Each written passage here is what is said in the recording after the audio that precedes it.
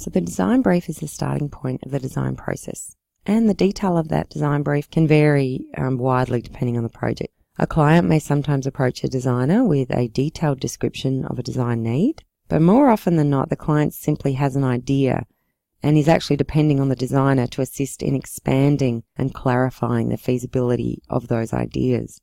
Designers may also gain project work by submitting an application to a client, which is known as a tender proposal. And this is really common in the environmental field, where big architectural firms will vie for a project, such as what you see in the Docklands in Melbourne. A client may then receive numerous proposals from these different design firms, and within each proposal there is information on design ideas, the costs, and a timeline. To determine the most appropriate designer for the task, a client may then request a pitch where the designer presents their ideas and a proposal to the client directly. Whole extra outline, right? The others only have 3. Be putting them on top of images where they create labels. So it's like a label that's smacked over a photograph. And we have a bus. The buses are behind you. The contrast between the two is more fun for me here than it is here, because it's just, I feel the separation more. Yeah. This, I kind of don't notice the contrast.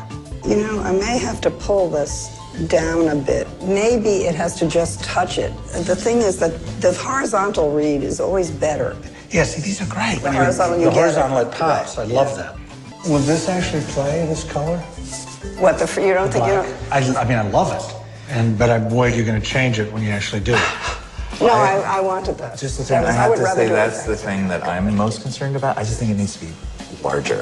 I feel like, as usual, once I sit with them for a while, they really start to shout in a very specific way, and it just feels like, of course, this is the public.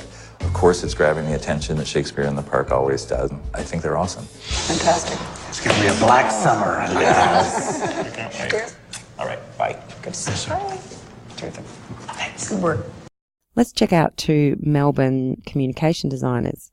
One is the creative director of a design firm, that's Stephen Banham, and the other is a freelancer, Alex Fregon, as they describe the design brief stage. Stephen Banham is talking about the design brief process here.